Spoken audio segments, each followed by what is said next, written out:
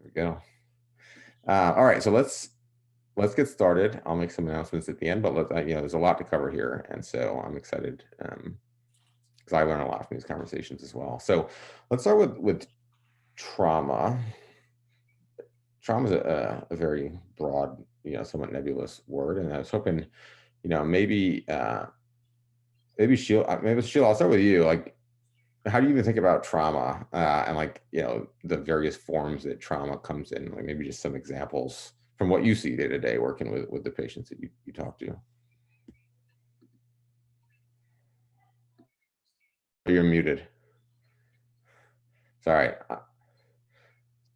There you go. Sorry. No, you're good. You're good. It happens to all of us. Yes. So trauma is actually an event or an experience that a person may have that negatively impacts them mentally, emotionally, or physically. That a person has, a hard time processing. Mm-hmm. And what, maybe Nomi, experience of trauma, like what does trauma encompass, right? Because I think people, when they hear trauma, have a certain view of what trauma means, but I think that we're realizing that it's actually quite broad. Yeah, you're muted too. We're all trying to be respectful and then can't speak. No, it's okay. Should I show pictures? Is now the time? Yeah, if you want to. Or should I just? No, you can't. I could just wave my hands wildly, which is. Nomi has some good visuals too that she can bring into the conversation. So you're more than welcome. Whenever you feel like it's good to show visuals, I think visuals are always helpful. Okay. Let me bring this up just for a little bit, and yeah, bring it up. We can sort of start here, and I can talk about. I'll start with your question. What is trauma? Yeah, what is trauma? So Sheila really described well. Let me just sort of say this. There's stress, right, which isn't always toxic. Stress is what makes us grow and learn and get strong. But when it's overwhelming and you don't have an ability to kind of regain your equilibrium, or it's so constant that there's no chance to do it, it starts to sort of drive difficulties in functioning. And that can be, as you mentioned, physical, emotional, and otherwise. So when we think about trauma, we've traditionally thought about kind of individual and interpersonal trauma. And we've really come to understand that it's much broader, that there's this collective trauma, which is everything from micro and macro aggressions, community violence, which we think a lot about now. And I think maybe Peter will speak to a little bit later.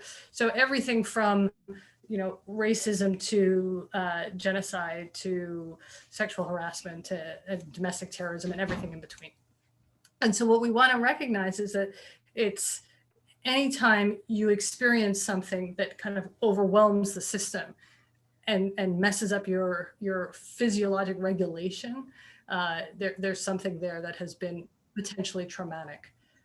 What we don't want to say is that everybody who has trauma ends up with PTSD. And that's, a message that we want to give with this trauma-informed approach, that there are kind of other routes that we can go. It does sound based on that definition then that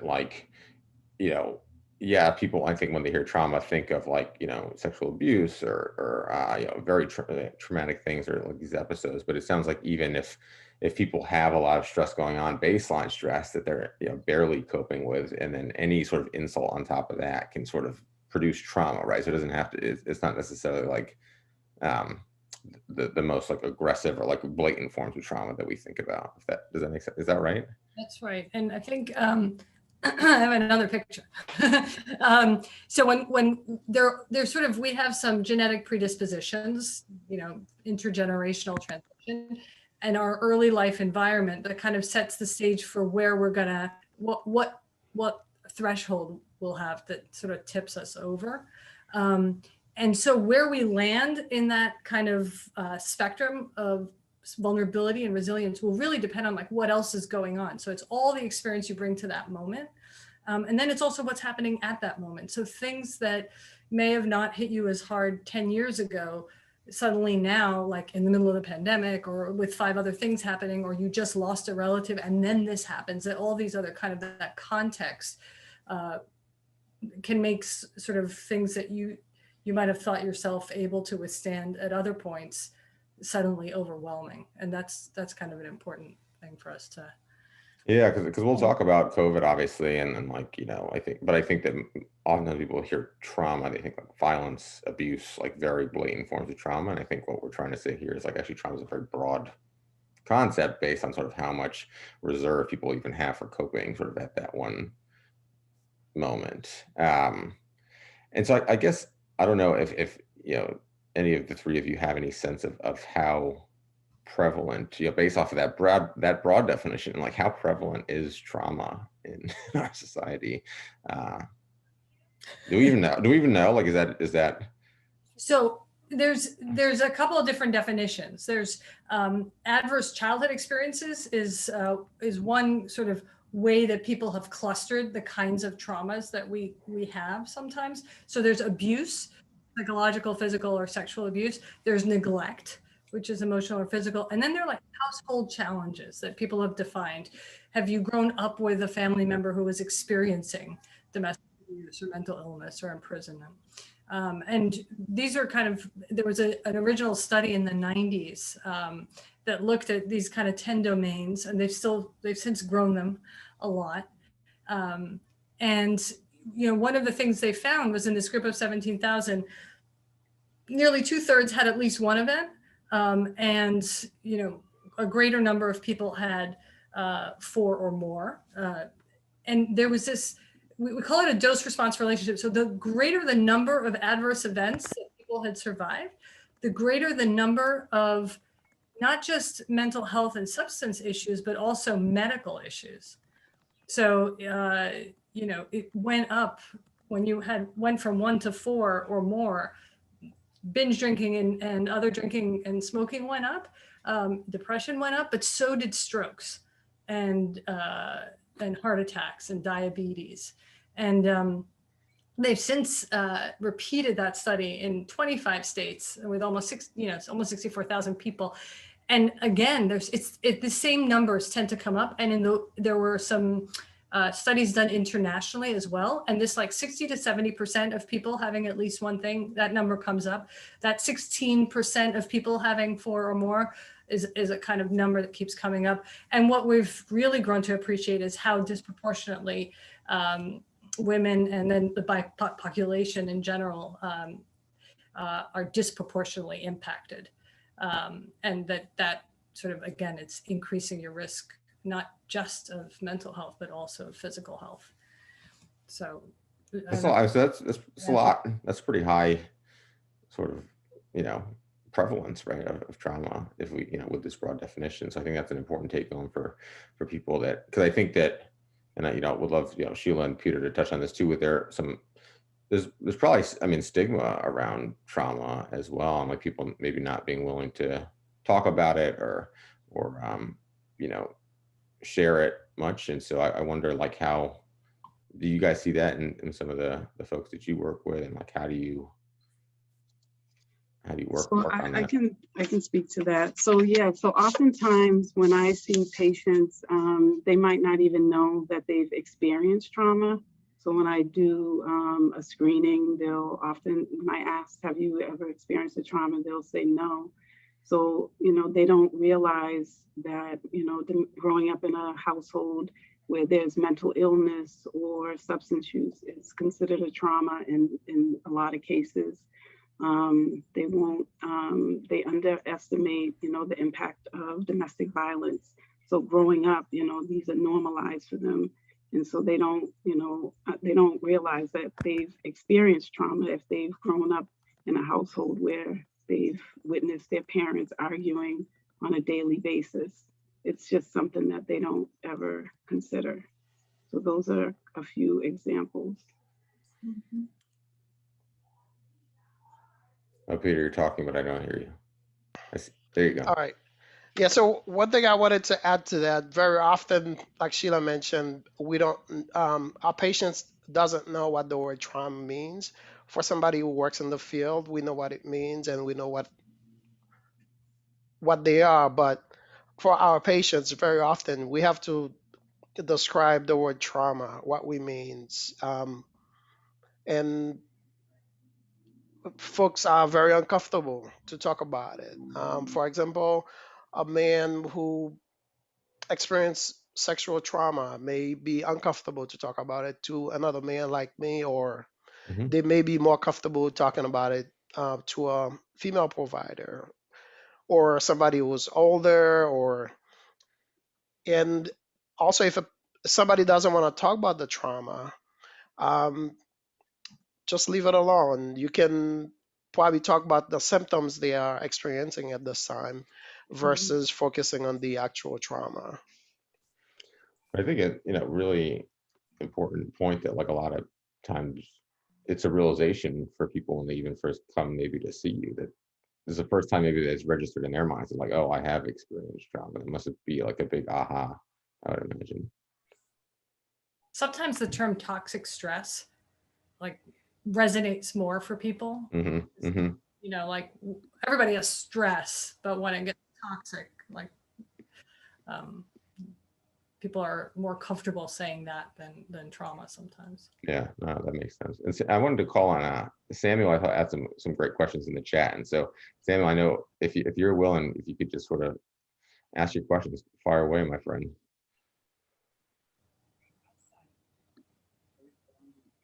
Thanks, Rich. You just caught me off guard. I was. Oh yeah, my bad. I was snacking.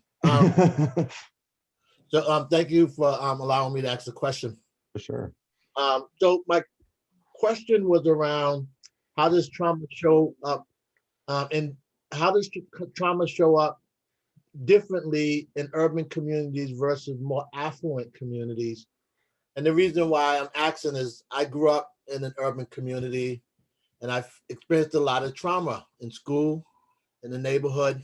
And I'm just wondering, how does it show up differently in affluent communities versus police surveillance versus, crime versus violence, and what does, how does it show up differently? Thank you, Samuel. Yeah, go for it, guys. Whoever wants to take it. So a lot of times trauma will show up because it's been unprocessed. And so a lot of times it'll show up as, depression and anxiety in individuals. So oftentimes people will, if they'll internalize, whatever the trauma was that they experienced. And, it may show up different in the different communities, but in terms of the symptoms of depression and anxiety, they're pretty much the same. And so a person who's depressed, they may blame themselves for the trauma, and this is universal, right? So even lower income and affluent areas, people will internalize the trauma and blame themselves, and they may become sad, and it may affect their their relationships with people.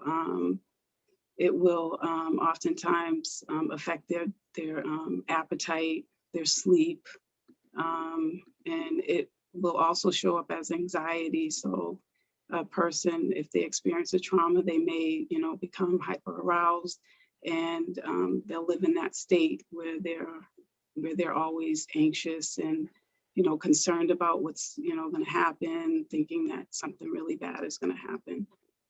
So those are different ways that they show up, but they show up the same in affluent neighborhoods as, and low income areas. Yeah, so go ahead, Rich. No, I wanted you guys to add on to that. Yeah, so the trauma may be different, but the symptoms of trauma or traumatic symptoms They can be different for everyone else.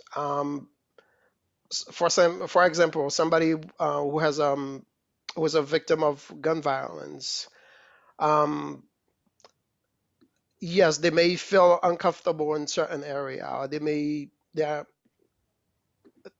hypervigilance in certain area, or when they see a certain person, or when they come in contact with guns, or somebody who is a victim of police brutality. Um, when they see the police, they may just run, or they may get more anxious, or they may even get violent. If versus somebody who may have a history of let's say sexual assault. They may be uncomfortable on certain men or certain women, or certain places, or certain things can be triggers. It depends. It can be scent, or odor, or images. It can be anything, and symptoms also can be nightmares, um,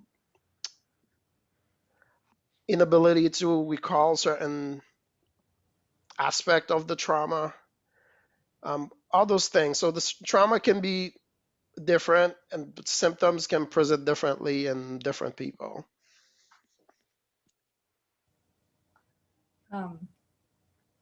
So I guess I can add two things. One, to Peter's point.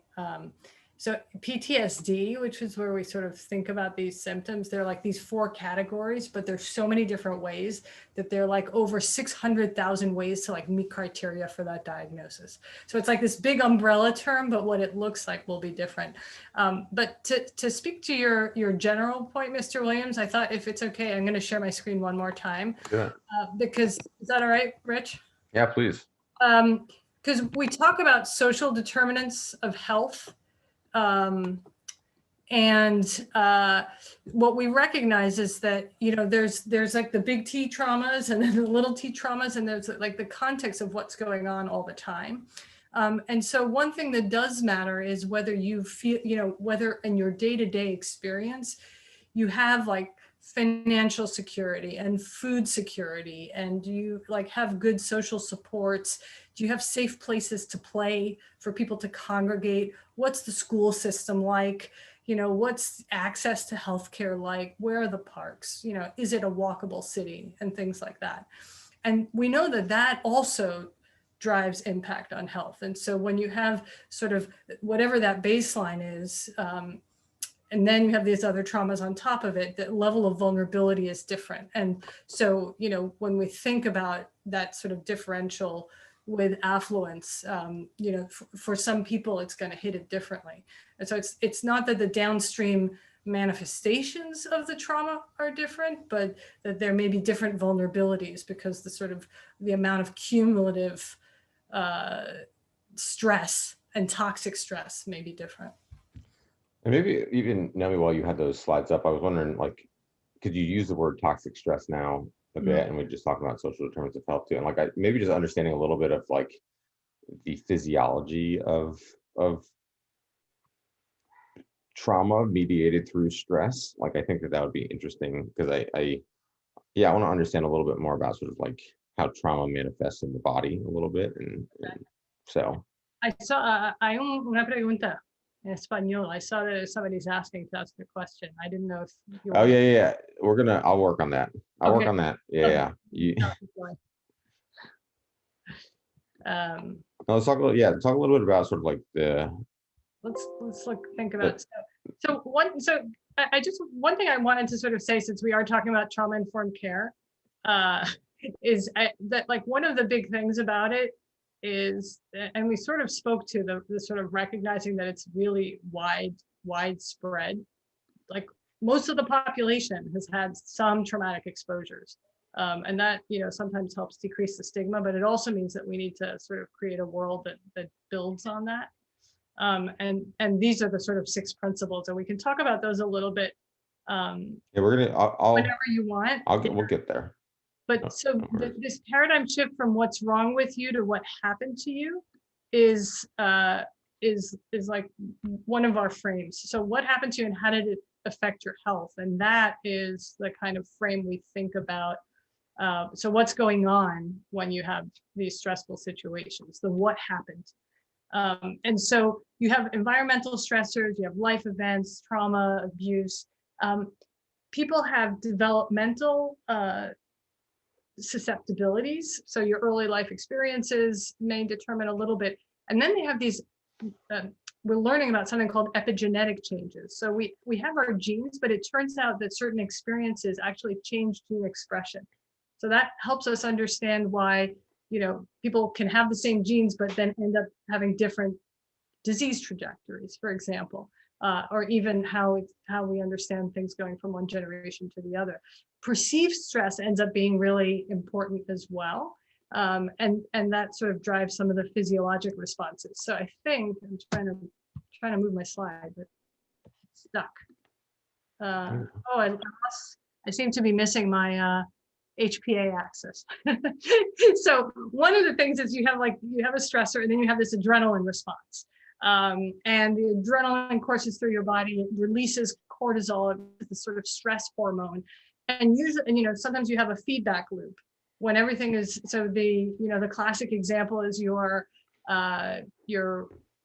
Nadine Burke-Harris has this brilliant book, The Deepest Well, and she sort of describes, so, you know, we come from survivors of people who are running away from bears, and you're running and you're running. And so the adrenaline's coursing through your system, you know, your stomach's not digesting food, all your blood's going to your muscles, you get into the cave, you roll the rock in front of the door, you stop and you catch a breath.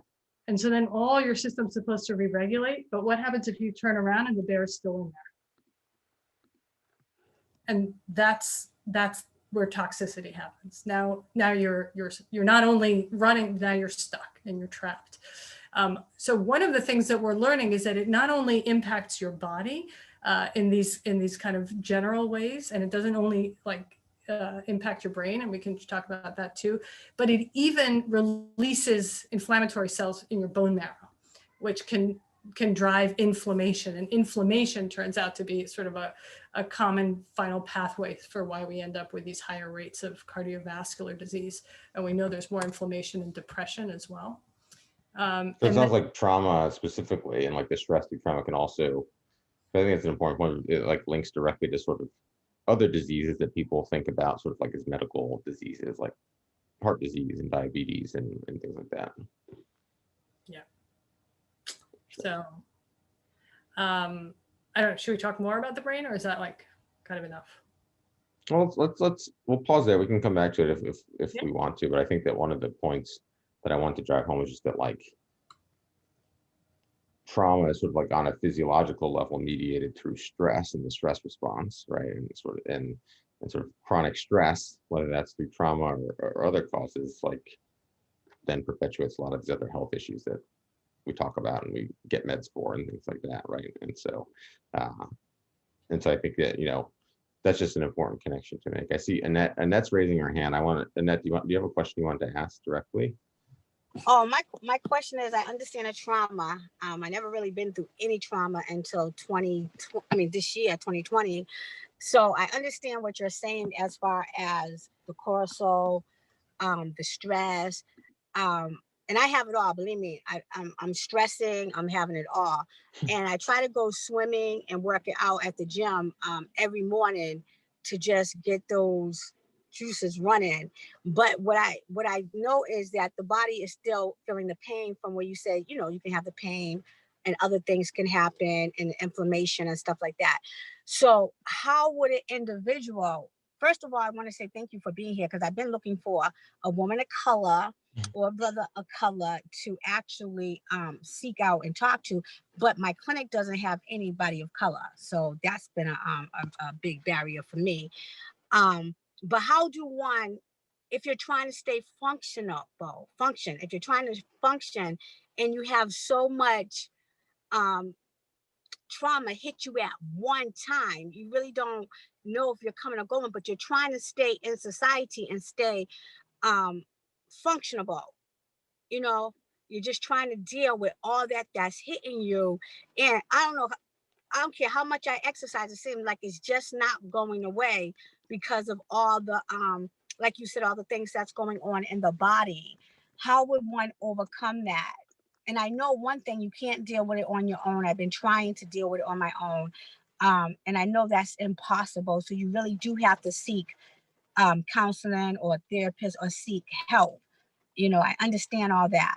So how do one get to that point so that they can get back to life normal, as being normal in society? Because people think you're normal. They think I got it all together.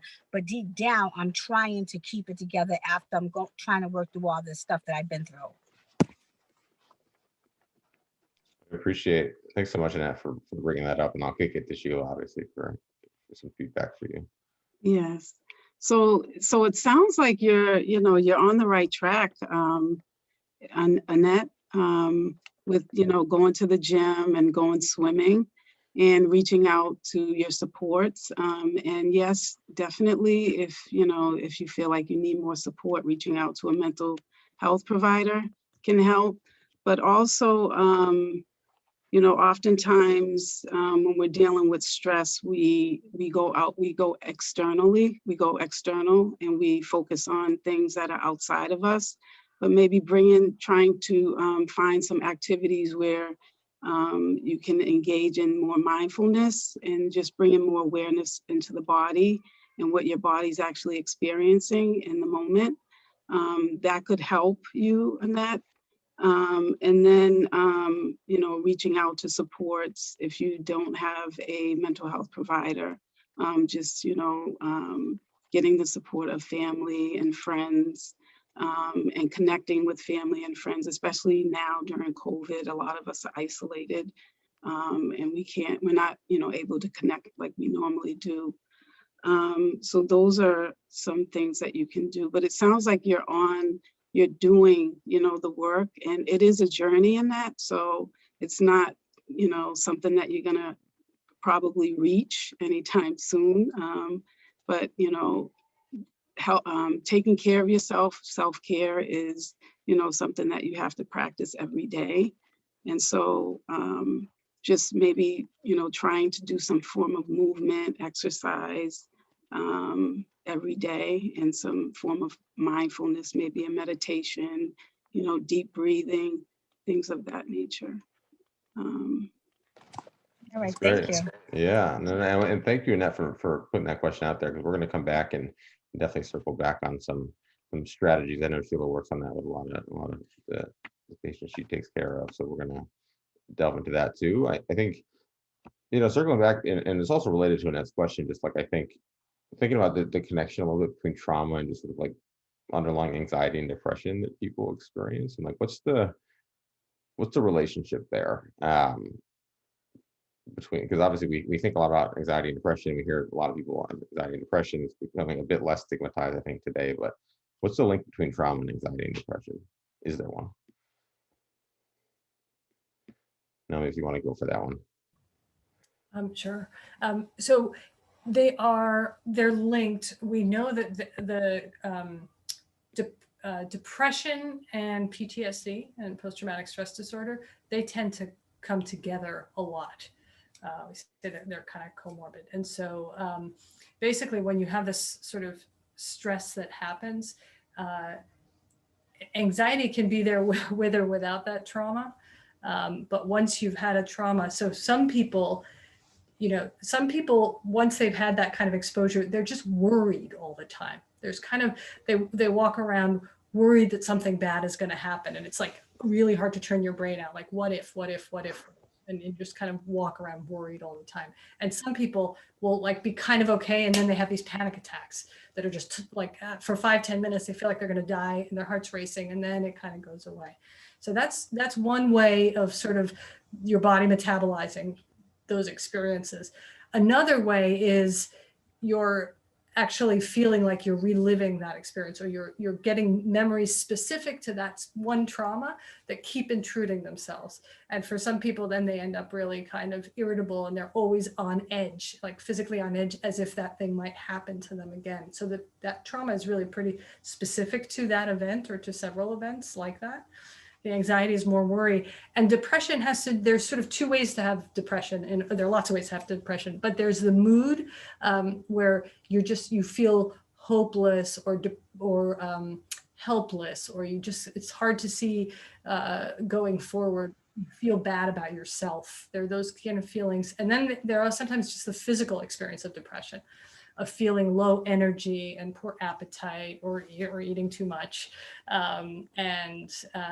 And so people can have any one of these, and often they'll have all three, and they can kind of cycle so that at different times, different symptoms are kind of manifesting. And sort of being able to untangle them is helpful, just because sometimes you use different treatments for depending on which symptoms. So to speak to Peter's point, like if you ask about the symptoms, sometimes that's a really helpful starting point.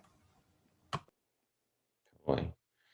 And then I want to sort of come back to, I know Peter thinks a lot about violence, and, I think that there are certain, we talked a little, Samuel asked a good question about different communities and how sort of where we live and the environment that we are raised in can also sort of predispose, or like even just like, make a lower barrier for people, I guess, to experience trauma, unfortunately. And so any connection, Peter, do you any connection sort of between trauma and sort of, gun violence and incarceration rates specifically?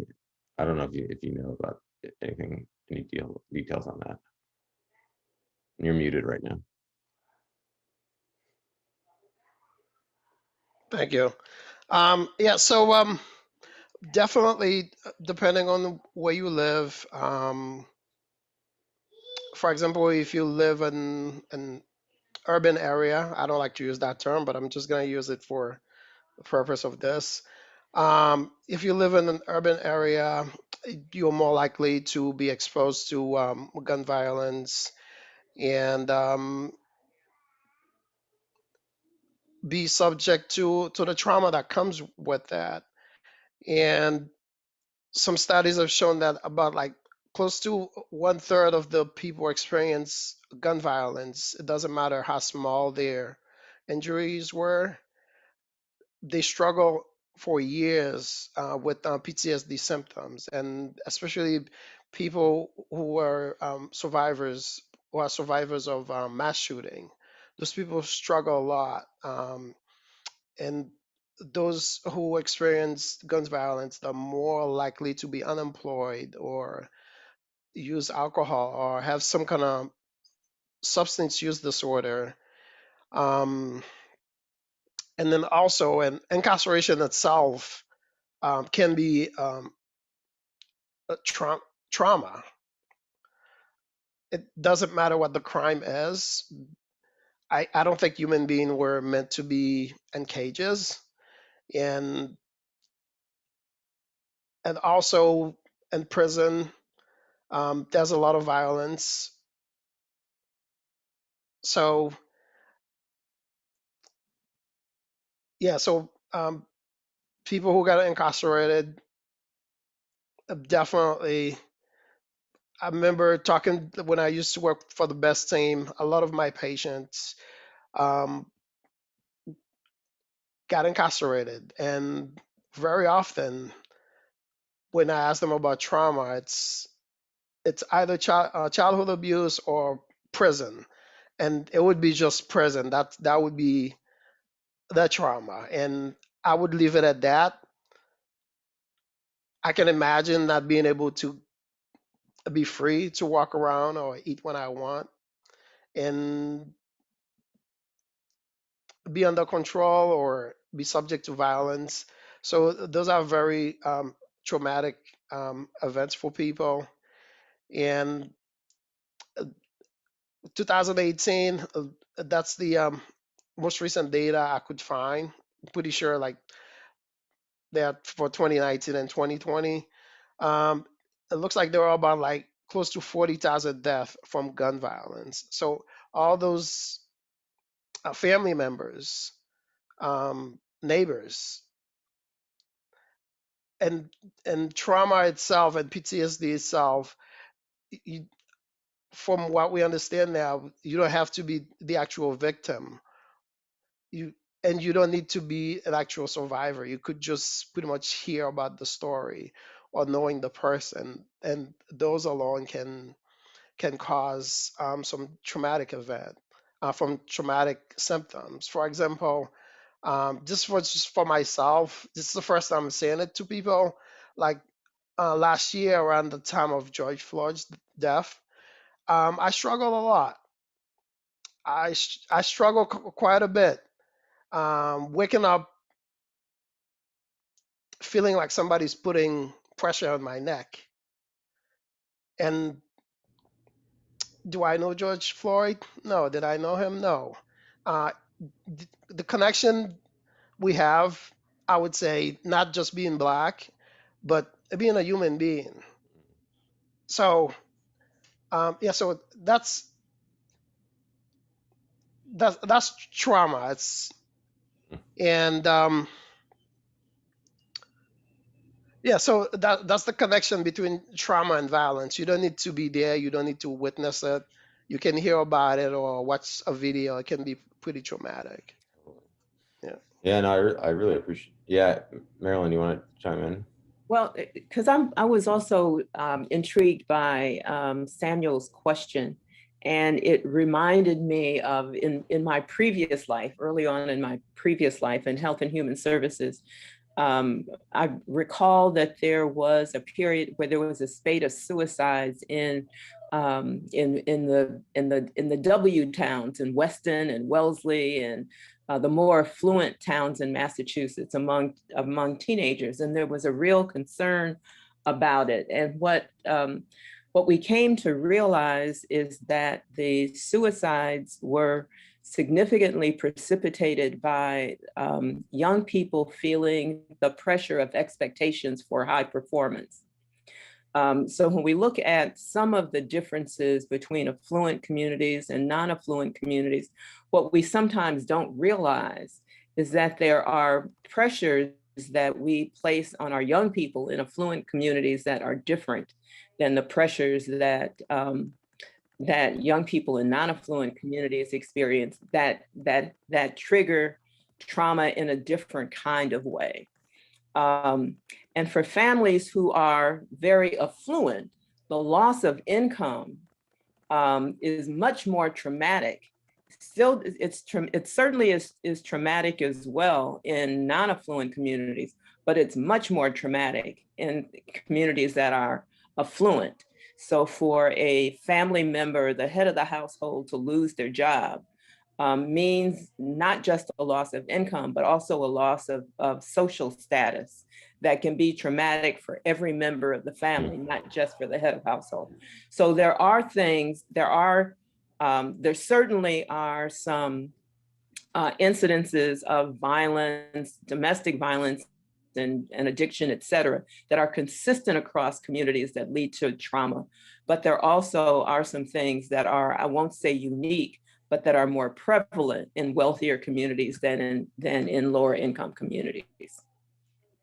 That's super interesting. And maybe illuminating for hopefully others on this call too. Like I think what comes to mind for me just hearing that, and then hearing what we've been talking about, is that trauma is a very sort of human experience, right? Like all of us are susceptible to it. It can sort of reach into all different areas and different households for various reasons. And I think that I think it's important to recognize sort of maybe the barrier for certain causes of trauma are lower in certain communities, right? You think about, systemic racism and like stop and frisk and incarceration rates and all that stuff, and how more prevalent they are in African-American and sort of colored communities. But then I think, to Marilyn's point, there are other types of trauma that may affect other communities in very different ways that we might not even think of, but that are, equally their trauma, right? Oh yeah, the majority of the people who committed suicide as a result during the Great Depression didn't come from lower income communities. That's true. Yeah, for sure.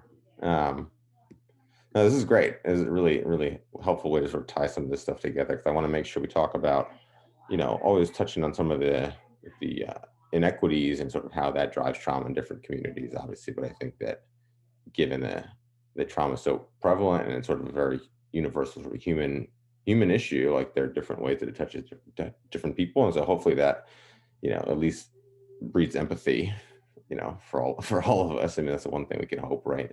I want to talk a little bit about, before we talk about trauma-informed care specifically, like, and what that approach looks like. And maybe, either any three of you, but I know you thought about this a lot, like how does the healthcare system and like sort of the common practice of medicine maybe perpetuate its own trauma, or at least contribute to sort of maybe like re-traumatization for patients? I think that's a really important topic. Did you want to start, Sheila or Peter? Or yeah, I can start. So in terms of re-traumatization, oftentimes when people are seeking help in the healthcare system, when they come in, the staff or the providers are unaware of their trauma.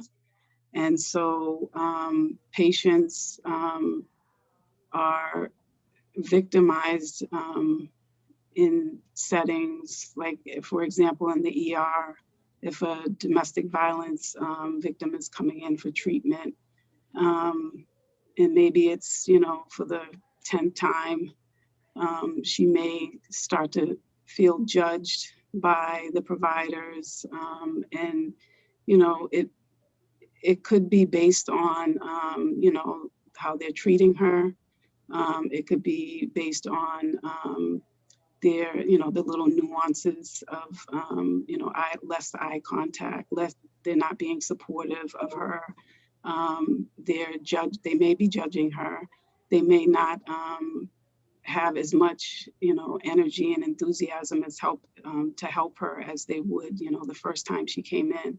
And so that's, that's actually re-traumatizing for a lot of women who, are going through domestic violence. Just the lack of awareness of how, their life experience, growing up may be playing into their inability to, to get through the domestic violence situation. Also, with people who have substance use issues, going in for treatment and relapsing, and just, the healthcare providers not really understanding that it's just a coping mechanism that they're, using to get through a trauma that they've actually gone through. So those are, a couple of examples. One of the things that we know happens with trauma is you have a total sense of lost control. Right? We talk about this kind of locus of control is totally outside of you. And when you go to the hospital for or into any medical setting, that kind of happens as it's like part of the thing. You come in, they stick you in a gown. You don't know who's going to do what. There's like a lot of touching. There's a lot of lack of privacy. There's a lot of power differentials between like the clinicians and the patient. And so it creates this environment and a setting, even when people are well-intended, where you can feel super vulnerable. So some people, like when they are hospitalized, they feel, especially in the ICU, there's like a lot of trauma just because so much control is gone. So there's that. But then if you have a history of trauma and then you go into this setting and now it's getting taken away again, it's kind of magnified. That's the re-triggering. So people will look, sometimes you put someone who's had that kind of trauma and you make them take their clothes off and put a gown on, and they can look crazy. They're out of their minds, right? But it's not psychosis. It's a feeling totally overwhelmed and re-traumatized because of the circumstances that are going on. So if, what we're trying in the hospital system is to say, what if we just assume everybody walking in the door may have some trauma? Because we know that that's probably true for, the more than a majority of people. How do we then create a system where we can be a little bit more thoughtful about how we approach things and what we do. And everything from like knocking on the door before we come in, saying who we are, why we're there, and making sure people are clear about that, to sort of asking before you touch, or saying what you're going to do before you do it, right? Not like putting down the gown and sticking on the stethoscope and then saying, I'm going to listen to your heart. Like trying to really be thoughtful about the fact that the person in the medical setting, that patient is the vulnerable person there. And doing everything that we can to either prevent trauma or prevent re-triggering. I'll just sort of speak to Peter's point about incarceration. We one thing that sort of would come up a lot is if somebody's ever been either in solitary, or as children were like stuck in a closet as punishment, like being in a quiet place with the door closed is the triggering event. Other people want it to be quiet. They hate the noise of the hospital, the emergency room, right? So people assume like, oh, let me close the shades and make it really quiet. So in a trauma-informed way, you're saying, I don't know what this person's life experience is. So before I do anything, why don't I ask, would you like the door open or closed, right? Like, and it sounds like really small, simple things, but we're not yet doing that as a system. And it sounds like, I mean, just based off of that, framework and sort of sharing about how many people can feel violated in a lot of ways when they come into medical settings, that it may be one of the reasons, or sort of history of trauma may be one of the reasons that people don't seek care, I would imagine. Or do you guys have any, like, even just like anecdotal experience with that, or talk to people about that? I'd be curious. I imagine that's true. I'm going to jump in real quick on that. Excuse me, I just arrived and I beg your pardon. I've done through this so many times. Sorry. No, you can jump in, do it. Only in the sense, excuse me, but only that, it's not possible for all the healthcare people to anticipate all the different forms of trauma. And so part of the training just needs to be, when somebody looks like they're upset about it, or they say they're upset, just say, oh, I'm sorry. How else can I do this? Whatever, simple. You don't have to have the whole list of, you may understand or anticipate some, but that responsiveness is something that needs to be taught through that whole system, including the police. Totally. Yeah. No, and so authenticity. Yeah, go for it. Yeah, respond. Just, okay, oh, sorry, whoops, what happened? That's all. I didn't mean to step on your foot, or I didn't mean, let me remove my foot.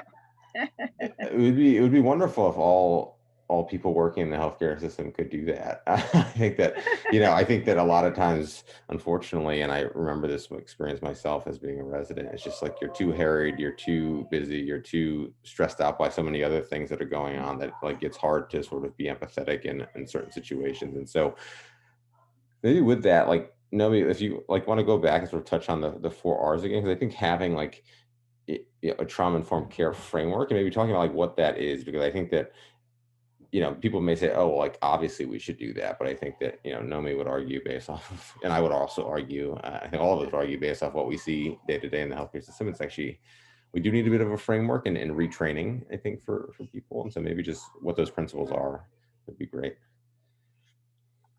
Let me just see. So I mean, you were talking about the 4 R's, which is just, it speaks to this idea that we recognize it's widespread. And if that's the case, then how do we create an organizational system that integrates that knowledge?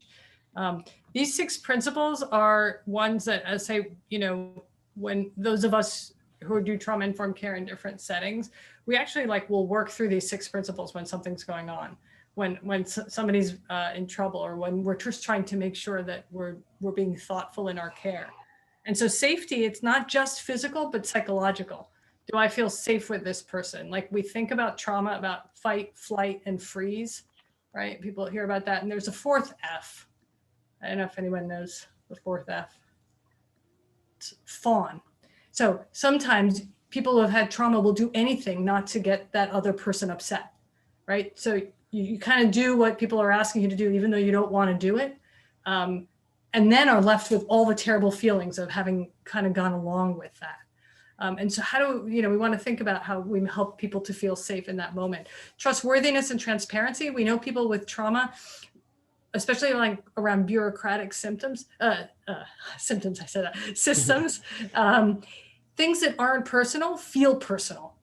And so the more that we can be really transparent about how a process works, for example, so that people know before they get into it what it's going to be, that can be really helpful. Collaboration and mutuality, like the patient knows as much about themselves as anybody, right? They probably know the most about themselves. And so we really want to have humility when we're coming up with like a treatment plan that matches their priorities and not just ours, and making sure that they feel empowered to sort of talk about what their needs are. And then the last two things, peer support, is the fact that, you know, we can be well-meaning and empathic, but having an experience with somebody who's been through it like you, that's always powerful and impactful in ways that are very different than the ways that medical professionals will be. And the cultural, historical, and gender acknowledgement, this is where we sort of say, you know, trauma-informed care for us is the way that we take structural racism and turn it into something we can actually make useful when we're in front of a patient. Like we understand that, but then how do we have a meaningful engagement? So when there's trouble, we sort of go through these 6 principles and say, like, where have we missed something, and how do we recalibrate for that? Can I add? This is Marilyn. Can I add something to your 4 R's? Please. So the thing that I would add, and it's not, I don't have them in front of me now, so I can't see them, but just respect. Cool. sort of beginning with, I've spent a lot of time at hospitals lately. Just beginning with when you are first encounter a patient, to tell them who you are, you know, to just tell them your name and acknowledge their name, I think is a place where you have to start. And when that doesn't happen, I think, irrespective of what the patient is there from, they're kind of put off guard. So. Absolutely. I think those 4 R's are about the problem, but that R is the beginning of the solution. Exactly. Totally. Tell them your role too. Otherwise, you're hearing all these names and you're like, well, geez, what do I care who you are? Exactly.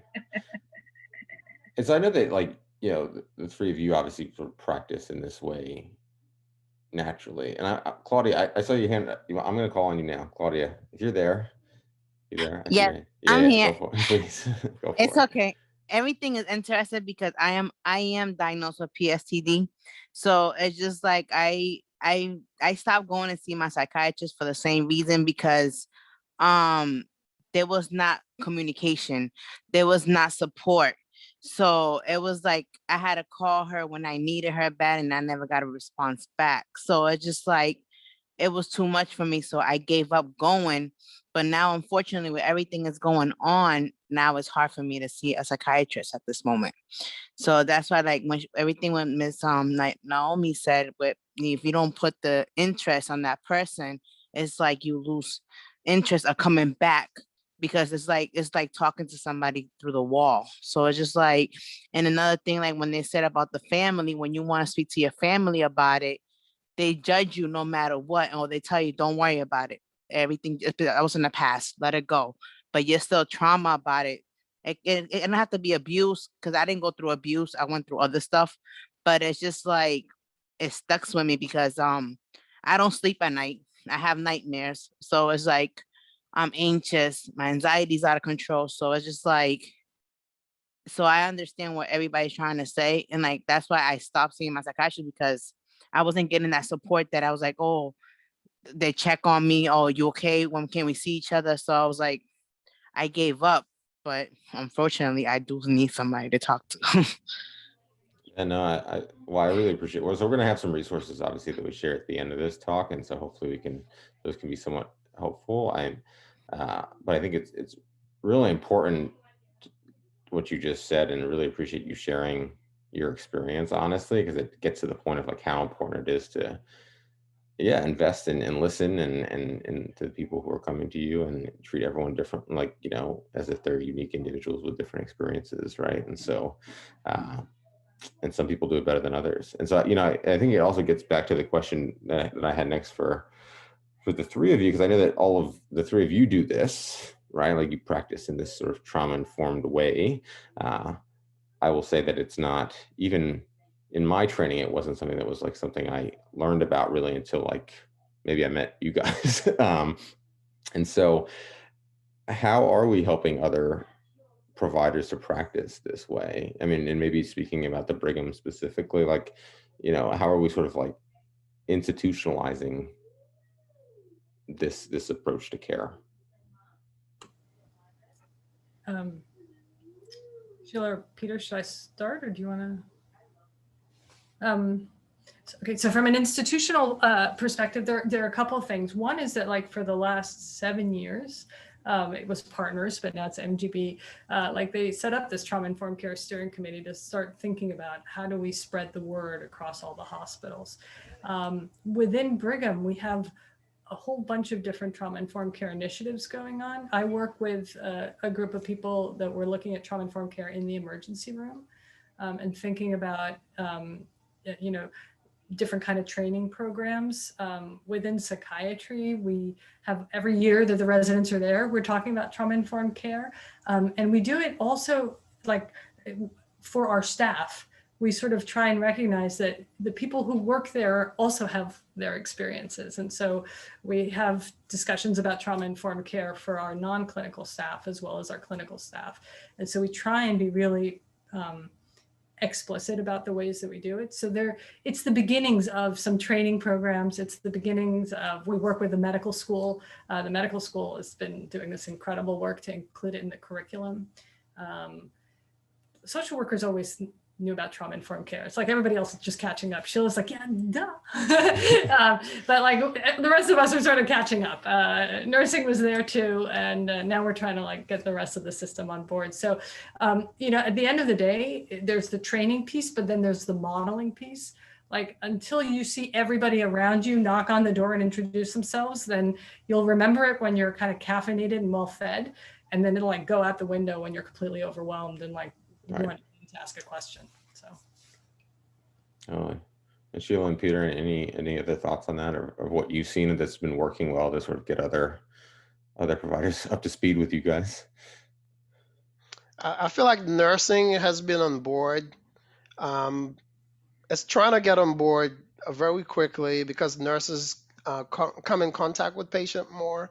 We do a little bit more touching, such as taking blood pressure or doing wound care and things like that. So especially nursing schools around the country now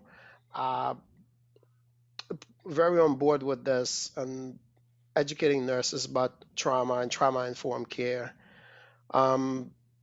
Especially, I know like some hospitals, actually most hospitals now are big on showing your badges and introducing yourself and telling people what to do. And in my role, I have to explain to people what I do as a nurse practitioner because the role is so new. Mm-hmm. I have to explain to people what that is. And yeah, so we are getting there. We're making a lot of progress, but we're getting there. it's a long road. Yeah. Yeah. Super long road. I mean, you know, I'll say we're even doing things like saying, you know, are there things that you want people to know ahead of time that you think will make it easier for you? Like trying to think about ways to sort of document it so people don't have to tell their stories over and over, or so that, you know, other people who will know in advance of their coming that there are things that they can do to help that person have a better experience. So we're looking at those kind of things too. Yeah, actually, yeah, because I think recently I saw a patient, there was like a big note in the chart, no touching, and it was like pretty specific. And now what I started doing, I do a lot of intakes. So I started asking like every patient, does it matter to you, the gender of your provider? And the first man I asked that question, it was like, I prefer females. And that was a little bit shocking to me. I was like, oh, I'm glad I asked. Yeah. Yeah. And then also nursing started to do some research on trauma-informed care as well. They some studies shown that nurses who practice trauma-informed care, there's a reduction in burnout rate. Mm. So it's not just beneficial to the patient, it's also beneficial to the staff. Yeah, that makes sense to me intuitively, because it seems like a much more empathetic way of practicing, right? And so that probably helps the provider just as much. Probably worth saying that like trauma-informed care is actually meant to be a resilience framework. So part of the point is we recognize the potential for trauma, but we also really want to understand people's strengths. So we don't want to just hear what's wrong with you, but we also want to know what you're proud of or what you're good at. Because if we can see people as more resilient also, like in terms of burnout, like you also see people's strengths, then you can kind of keep going, you know. Totally. Yeah. No, that makes a ton of sense to me. And so, in the interest of time. One other thing just on this topic here, Yeah, sorry. please. I raised my brother who had brain injury. I've been dealing with the system for whatever, I've got things, and I'm 77. But maybe because of the age, I don't know, but there's a shift in psychiatry. There's a whole bunch of people saying, wait a minute, you're all focused on medication. And to me, sometimes when people go to the psychiatrist, they think they're going for help, for the best help that there is. Well, it isn't the best help that there is. They're a doctor that's looking at your body as a machine and planning what they're going to put into it. As opposed to so many other levels of helpers who actually, like, I'm not surprised it's the social workers that know best. Exactly. That's exactly who knows best.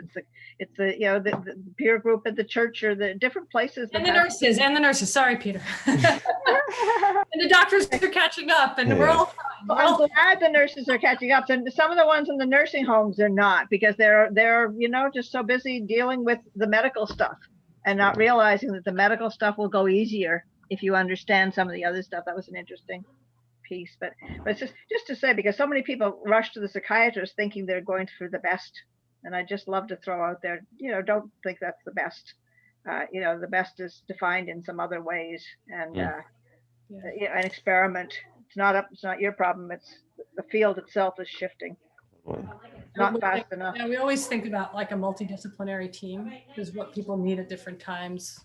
Yeah, and I think you guys think about. I know, Nomi, you think about that a lot. I don't think it's definitely not the way all of us think. I think it's getting there, but I think when a patient comes in, sometimes you think you have to go to the psychiatrist. Right. But so I want to talk briefly about COVID, and I think it's hard not to touch on COVID here, because I think COVID is going to be a bit of like a form of collective trauma, I would imagine, for all of us. And so, yes, I know getting the virus under control is key, but I imagine that like after this is all done, we're going to need to have some systems and processes in place to address the trauma of COVID that people have experienced. How do you guys think about that? Like, are there any, concrete plans in the works, or is it more just like we're just trying to survive day to day right now, rather than planning how to deal with this in the future? What are you guys thinking? As a system? Yeah. Well, so as a system, we've in the moment we did things like have groups for our patients about coping with COVID and really sort of thinking about real-time skills. I think Sheila can speak more to that. I think part of it is kind of recognizing that sometimes these pressures don't end up being like COVID specific. It's just that the COVID pressures end up magnifying all the other stuff. Right. And so I think we're trying to sort of track folks who have come through with COVID. But I think what ends up happening is, like, for every one person who's sort of dealt with it, all the family friendship system around it gets impacted. So there's, just kind of everyone's coping in a different way. I'll pass over to my colleagues. Yeah, so that's a very important point, Nomi, that you mentioned, that everyone is experiencing it different, right? So the impact, on one family member is going to be experienced differently by, the different family members. So everyone, coming in as a patient, they have their own, history with it and their experience with it. And some people have, better coping skills than others. So it's, just about, when someone is coming in with a COVID related issue, just really understanding like exactly what they're going through and helping them to find resources and just supporting them. And providing a safe space because there is so much uncertainty around COVID, and just being transparent about that, like not really knowing, because we're all learning as we go right now about, COVID and, what's really going on with it. So just being transparent around that and just helping, making sure that we're explaining, the changes in the system in terms of the visits, and helping people to feel comfortable with the virtual visits now. Just creating a safe space for them to, to address any concerns and issues that come up that are COVID related. Sure. We just got a note in the chat from Georgina, who got her vaccine recently, and I would imagine that sort of helping providers practice in a trauma-informed way might actually increase uptake of the vaccine for people who might be hesitant or like, have real, concerns about getting the vaccine due to maybe previous trauma or something like that. I don't know. Have you guys seen that or heard anything from patients? Hi. Yeah, my name's Patricia. Yes, I just took my Hi, Patricia. Vaccine, and yes, and I felt the side effects. Okay, yeah, more side effects than I have the flu. Take the flu shot every year, but taking the vaccine, it's like I was lightheaded and I didn't feel good. Nauseous stomach but it didn't really hit me hard because, like some people say, yes, your arm hurts and everything. And it's like, okay, if I bump my arm, that's when it hurted. But till then, it didn't really hurt as bad as you think it would. All that. There you go. No, that's great. We appreciate you sharing, because I think that, like, some people tend to get a little side effects from it, but that usually means that people's immune system's working, so that's a good thing. But I wanted to, Sheila, I know you had something to say, because I wanted to touch on the vaccine a little bit here, because I think that thinking about it through a trauma-informed lens is actually important, because I know that people are thinking about doing outreach and how to get people to, it's about getting people the right information, yes, but like it also seems doing it from a trauma-informed way might. But now I gotta wait. Okay, April 7th, I believe. I take the second one. Yeah. And the story is that people say, oh, the second one is worse than all that. But you know what? I'm a trooper. I'm a trooper. Okay. You're a trooper. You're gonna be fine. Just take some, but not that bad. Just take some ibuprofen. Ibuprofen and Tylenol 8 hours after. Bad. It's worse, but not that bad. One day I felt sicker. Yeah, I had the second one last week. Yeah. All right, Sheila, I'm kicking it to you. Okay. Okay, so, thank you. Yeah, thanks, Patricia. Thank you, Patricia. So with my experience with my patients, there are, especially for my patients of color, there's a lot of trepidation around taking the vaccine. Because of, the historical, the history of, the medical institutions and, with the racism and inequities. But then also just access. Some of my patients, they don't have access yet to the vaccine. So that, that's an issue for the ones that do want to take it. But I do find that, a lot of my patients of color are on the fence, I'll say. And some just, are just refusing to take it because of, the history in America. And do you find it like sort of the trauma-informed lens that you bring to it, and just listening and like not, in a non-judgmental way and things like, does that open at least open the door for conversation? Yeah. So, I just, gather information from them. I try to understand, what their trauma, where they're coming from, their point of view. And a lot of times, they may have a family member, or, they're just, it's based on, history in America with, like the Tuskegee Institute, the Tuskegee study, sorry, and other things that, here in America we've gone through as people of color. So just, trying to help them to make that determination for themselves, and, just, allowing them to have their voice and their choice. That's, a part of the trauma-informed care. Just really just meeting them where they are and allowing them to make that decision for themselves, and, providing the education and the information that they need. Right. And then also, again, just being transparent. Like, we don't know what's, because this is all new. This is all, yeah. So. Totally. Nomi, do you have something to add? I'm just going to say, like, the peer support part is so important. Like, people have to see people who look like them, who come from their communities. Like, that's how you're going to have an authentic and effective conversation. So I think, we also have to approach it with like a lot of humility about with whom those conversations are best had. For sure. Yeah. Yeah, Peter, go ahead. No, I was gonna say, I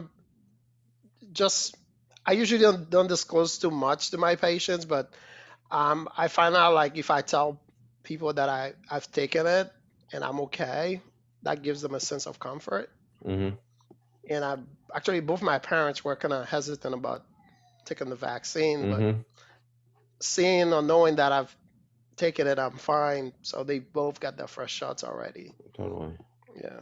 Yeah, no, thanks for sharing that. And so yeah, this is great. So I always like to end these conversations on, like, positive note, especially like a note of empowerment for people, right? And so I think one of the things I wanted to ask, and it came up in some of the questions that I've gotten, sort of was saving a bit of them for the end, was just, and it gets back to Nomi and sort of the neuroscience of this, and sort of this emotional dysregulation, but like what tools, and I know, Sheila, you work on this a lot with patients, all of you do, like what tools and practices for folks who are here tonight, right, and may not be able to come see you guys in clinic, what can help them? What can they practice on their own to sort of help dampen that emotional dysregulation that contributes to the stress and the toxic stress?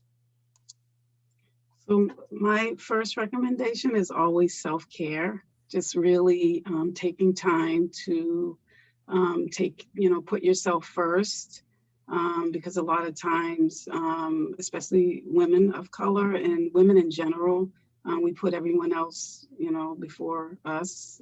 So this is to the women in the community, but also the men. But just really, taking care of yourself, putting yourself first, doing things that you enjoy, things that bring you happiness and joy.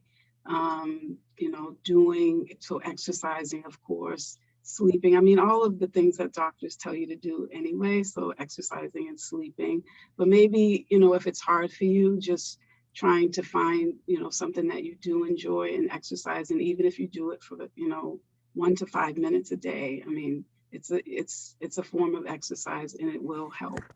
So for people who struggle with, creating habits and changing, negative habits, just doing something in a very small increment could help. And so, yeah, just really putting yourself first, which is really hard for a lot of people. Yeah, filling your cup first. I know that's, so, and, I don't know if you want me to go in more detail. I know we're running out of time, Rich, so. No, that's great. But I think your point around mindfulness and deep breathing and how important those exercises are, I think is important to highlight for people too, because I think a lot of times people think of that as like some like woo-woo type of spiritual thing. But I think that the science of it, right, in terms of stress reduction and using the breath as a means of stress reduction to sort of calm down the sympathetic nervous system, and how important that is. That technique, I think, is really important to share with people, and so I wanted to plug that for you, even if you didn't want to. And I would also just say, like, don't worry alone.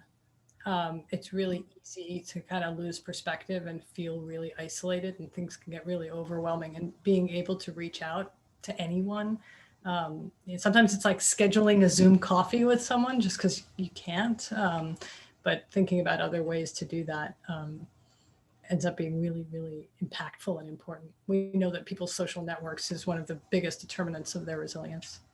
Sure. And how do we think about this for children? That was another thing I wanted to ask, that came up in the chat a few times with kids who experience trauma. That's another hour and a half. I know. Yeah. It is another hour and a half. Do you want to do it in a minute and a half? I mean, and also, do you any resources that I'm going to share resources at the end? I'm going to ask all three of you, like right after this, to share some resources. But anything specifically for children that you would add to this discussion?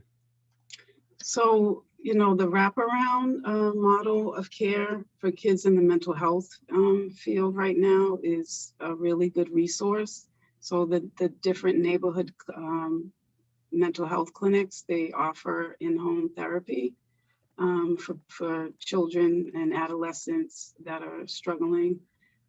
So that would be a really good resource. So you could ask your primary care provider, or we could actually provide some links in the chat for community clinics that are offering the in-home therapy model.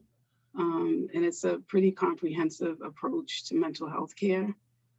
So you would get a therapist, a care coordinator, a therapeutic mentor, and so it would support the whole family in a crisis that they may be going through.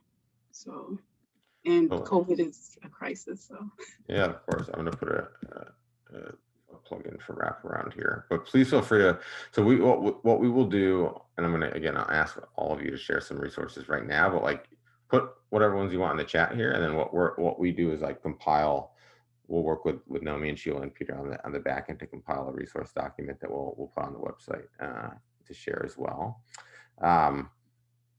And so my last, I guess my last question that I want to ask was, for people next time they go to their doctor, if their doctor doesn't have the trauma-informed lens that you guys have, what are just some questions that people can ask ask, or just ways that they can advocate on behalf of themselves? So I would suggest just maybe being open with your provider and honest, like, you're making me feel uncomfortable. If they're making them feel uncomfortable, like, voice your concern and voice your discomfort, and hopefully that will bring their attention to increase their level of engagement or respect for you during the visit. A lot of times providers, they don't give you the full attention. They're rushing you through visits. So just really, requesting that they slow down and give you more time if you feel like you need more time. So I don't know if Nomi has, and Peter wanna. I want to add one more thing, because I think that there are also sometimes a lot of well-intentioned people who just kind of stumble. And I think, but when you're going for your visit, if you have some questions you want asked, if you have some issues you want addressed, sometimes like writing that down so that it's really clear when when you're coming in, like that provider is going to know, like, you've got these questions to go through, and that helps them also sort of take a step back and figure out how they're going to structure whatever time. Sometimes it's scheduled on 15-minute or half an hour, like, okay, so we know this is your priorities, so we can focus on that. And the other thing is that many people, I think, I'd like to think most, but at least many, if you say, listen, I have a history of trauma and I'm really nervous to be here, and if you can think like things that make you helpful, it would be really helpful if you tell me what you're going to do before you do it. That's sometimes enough to like really just give people a frame so that they slow down and it can be constructive. It's like you're helping them to help you, and then everybody feels better in the room. This is awesome. I want to just go through maybe Sheila, Nomi, and Peter real quickly, just like each of you, maybe top 1 or 2 resources that you guys think about to direct patients to for thinking more about trauma or resources for helping for those who experience trauma. And as I said, I just put some announcements in the chat as well. We're going to we'll compile a resource document. So maybe Sheila first, and then we'll just go down the line. So specifically, I would say if you can't, so I know that there's, a lot of wait lists for adult mental health care right now. So as Nomi mentioned, and I mean, you probably don't want to get too specific about your trauma in terms of getting support from family members, but just, having that outlet to, to interact with family members and get support when you're feeling sad or anxious helps. Otherwise, maybe your church or your mosque, those are good sources of support if you cannot get a mental health professional to help you. Yeah. Right now, it's there are wait lists, so Yeah, just being realistic. For sure. But put your name on the wait list too, as many as you can. Nomi? I put one thing in the chart. So there are a couple of things just about trauma-informed care that are really helpful. The CDC website is actually really good. They've got these infographics. They've got a whole bunch of tip sheets. They have really nice frameworks in addition to updated information about what's going on. And so that's a website that I trust. And then I put a little link to a YouTube video that talks about trauma-informed care in a really nice way in the medical setting. And so it sort of also gives some framework. And then that's the trauma-informed care piece. For trauma itself, the VA website is actually really good. They have things for patients as well as things for clinicians. And so that's another place where you can sort of think about what are the symptoms and what kinds of treatments are out there and so forth. So. Peter. Yeah, so actually Nomi, you stole the VA from me. Yeah, because I did my internship at the VA, and that's pretty a great place to learn about trauma. And they have also apps you can do on the there's the PTSD coach in the app store at Apple. So they have a lot of apps, and for mindfulness. By the way, I'm not associated with any of them. A lot of mindfulness apps. I think Headspace is one of them. Mm-hmm. They have quite a bit out there, and a lot of my patients have used them, and they found them helpful. Awesome. Well, I want to thank you guys. I know we went a little over tonight, but this is an awesome discussion. I think that a lot of people had a lot of great questions, and I think hopefully people feel like they learned a lot and maybe connected with others here. And so I was going to just sort of, put our some final just announcements in the chat. We're going to do a discussion on alcohol use disorder coming up at the beginning of April. And then, as I said, we'll work with Nomi and Sheila and Peter to compile a resource document with some of their best resources. It's not going to be comprehensive, obviously, but it will be some of what we talked about tonight, maybe some additions to that. And we'll keep that on the CCW website as well. And so would encourage people to check out the website just for up-to-date information and for links to sort of attend these discussions. And we will try to keep them as updated as possible with